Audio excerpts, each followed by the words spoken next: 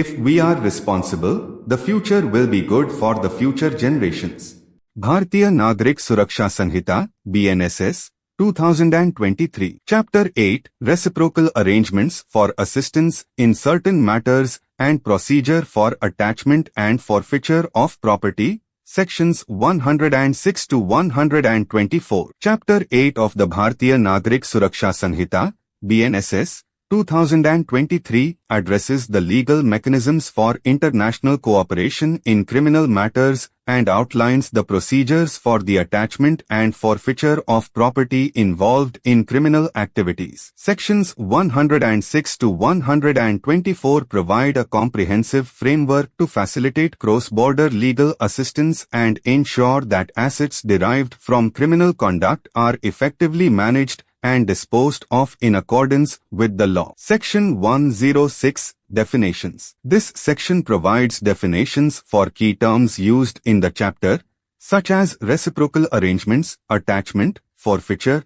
and property. These definitions ensure clarity and uniform understanding of the provisions, facilitating their proper implementation. Section 107, Reciprocal Arrangements Regarding Processes. Section 107 outlines the procedure for establishing reciprocal arrangements with foreign countries for mutual legal assistance in criminal matters. It empowers the central government to enter into agreements with other nations, ensuring cooperation in the investigation, prosecution, and adjudication of criminal cases across borders. This section is crucial for addressing transnational crimes effectively. Section 108, Letter of Request to Competent Authority for Investigation in a Country or Place Outside India. This section allows Indian courts to send a letter of request to a competent authority in a foreign country for assistance in investigating criminal matters. It ensures that evidence and other necessary materials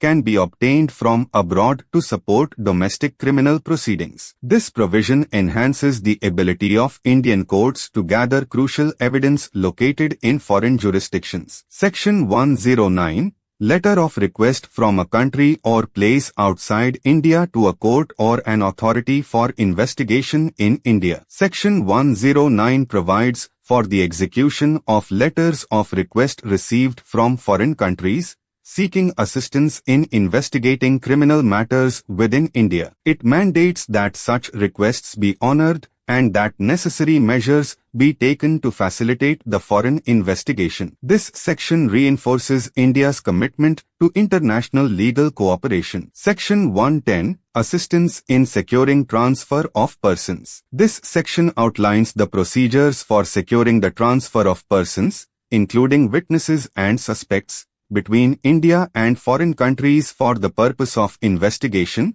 trial, or other judicial proceedings. It ensures that individuals can be made available for legal processes in different jurisdictions, enhancing the effectiveness of international criminal justice. Section 111, Assistance in relation to orders of attachment or forfeiture of property. Section 111 provides for the mutual enforcement of orders of attachment or forfeiture of property issued by Indian and foreign courts. It ensures that assets derived from criminal activities can be secured and disposed of, regardless of their location. This provision is vital for combating money laundering and the financing of terrorism. Section 112, Identifying Unlawfully Acquired Property. This section empowers authorities to identify property acquired through unlawful means, both within India and in foreign jurisdictions. It provides the legal basis for tracing and documenting assets linked to criminal conduct, facilitating their subsequent attachment or forfeiture. Section 113, Seizure or Attachment of Property. Section 113 outlines the procedures for the seizure or attachment of property suspected to be connected with criminal activity. It ensures that such assets are secured promptly to prevent their dissipation or concealment,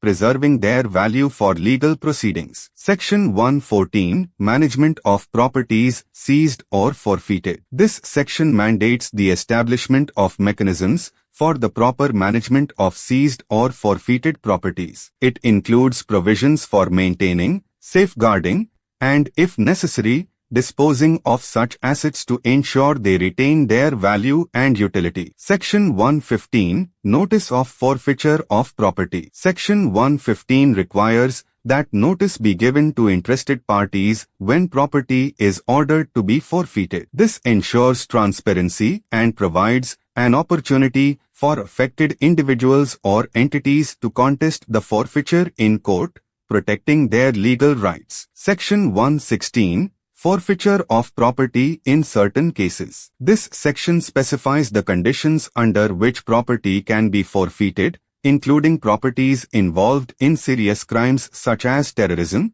drug trafficking, and organized crime. It provides the legal framework for depriving criminals of their ill-gotten gains. Section 117, Fine in lieu of forfeiture. Section 117 allows courts to impose a fine equivalent to the value of the property that would have been forfeited if the property itself cannot be located or seized. This ensures that offenders cannot escape financial penalties even if the physical assets are not recoverable. Section 118, Certain transfers to be null and void. This section declares that any transfer of property intended to evade attachment or forfeiture is null and void. It prevents criminals from circumventing legal processes by disposing of their assets before they can be seized. Section 119, Procedure in respect of letter of request. Section 119 outlines the procedural requirements for handling letters of request from foreign authorities,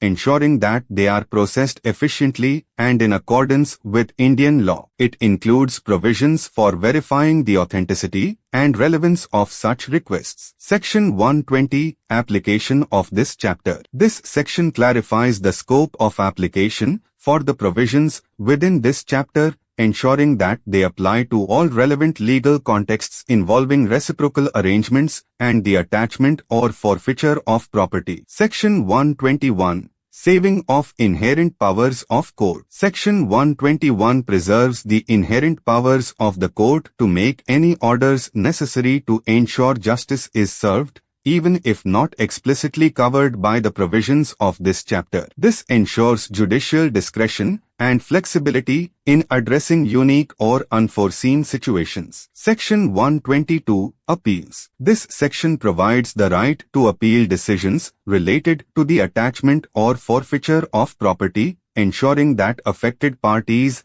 have a legal recourse to challenge such orders. Section 123, Power to make rules. Section 123 empowers the central government to make rules for carrying out the provisions of this chapter, ensuring that detailed procedures and guidelines can be established as needed. Section 124, Protection of action taken in good faith. The final section, Section 124, provides legal protection for actions taken in good faith under the provisions of this chapter. It ensures that individuals and authorities acting within the scope of the law are shielded from legal liability. Summary. Chapter 8 of the BNSS, 2023, establishes a robust legal framework for international cooperation in criminal matters and the management of property linked to criminal activities. By outlining procedures for mutual legal assistance, attachment, and forfeiture of property,